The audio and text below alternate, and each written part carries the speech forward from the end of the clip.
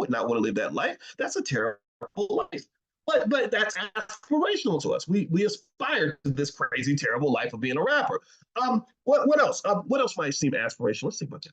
If somebody gets on Instagram and they see somebody wearing Louis and Gucci like all the way down to the socks, and they standing next to a Mercedes or something, talking about I'm blessed, or giving, or a lot of the people that are teaching the financial stuff now, like you got a lot of people that's an emerging industry, so they're in the private jet and they got the Mercedes and all this, and they're pulling you in with all this material stuff, right? That becomes aspirational. Oh, I wish I had a car like that. Oh, I wish I had a private jet. Oh, I wish I could wear Gucci like that. That becomes aspirational, right? But what that's doing is that's just making you into a super consumer.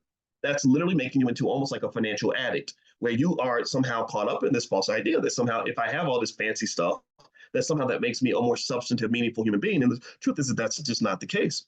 God made you special just the way you are. You could be out here butt naked without a nickel in your pocket. And if you are a good person and a hardworking person and a decent person and a loving person and a person who adds value to the lives of others, you are worth 100 times more than that goofy Negro wearing all the Louis Vuitton and driving in the Mercedes. Right? You're in my mind, you are winning. They're not winning. They just don't know it because their losership is disguised by all this nonsense.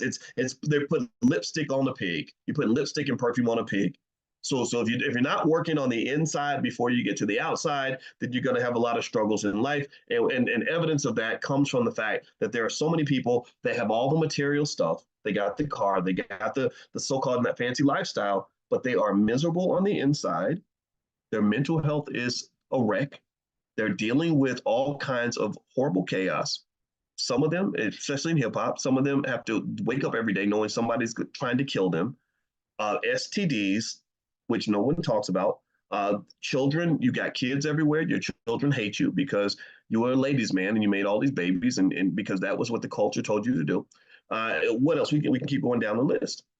And I'm not making fun of people in that category. I'm just saying that the reality is I think that somebody sold you the wrong dream. I think somebody sold you a false bill of goods. They sold you something that wasn't going to make your life better, man. That's why you feel like shit every morning, even though you got $1 million in the bank. That's why you want to kill yourself, even though you're the most famous artist on the planet.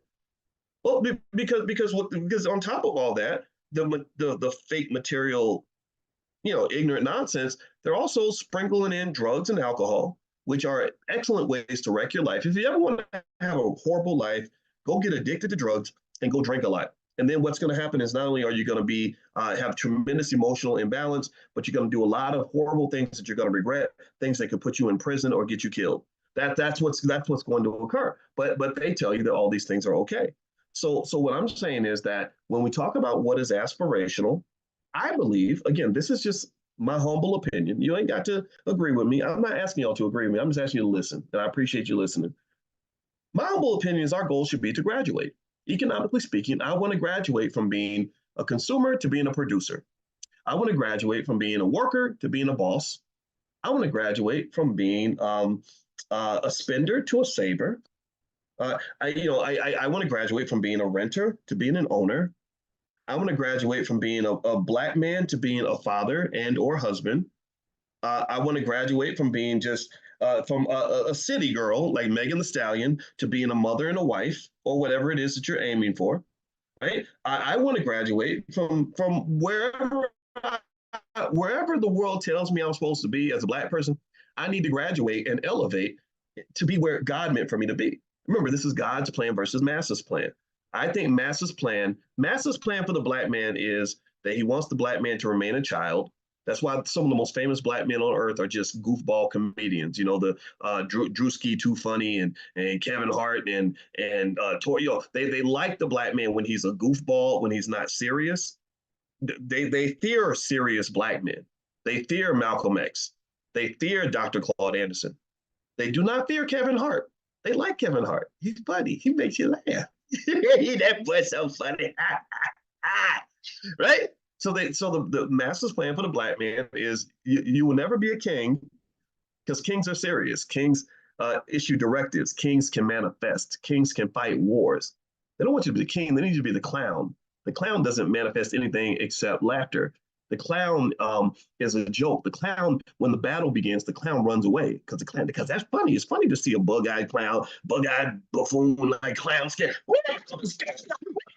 They coming, y'all. They coming. They like that. They like. We need you to be the bug-eyed buffoon. We don't want you showing up like Malcolm, who's serious, who's like, okay, where's our reparations? Where's our money?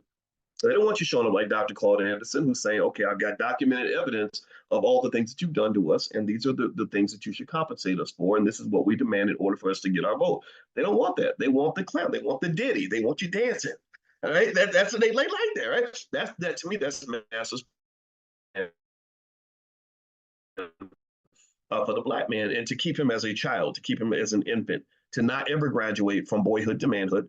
I think there should be rites of passage for boys, by the way. There's no rites of passage. So you have a lot of 45-year-old children out here that are in prominent positions, which makes them very, very dangerous because many of them have 30, 40 million people following them on Instagram. I think the master's plan for the black woman is there's a multitude of plans Massa has for the black woman, but one of the biggest ones I've noticed, and my wife has pointed this out a lot, is they kind of want the black woman to be seen as a hoe. Right? They really have worked extremely hard. If you pay attention to the music, there is not a variety anymore. There used to be variety where you had the raunchy and then you had the classy. You had the Anita Baker and the Sade, and then you also had some of the stuff that was a little racier, Lil Kim or whatever.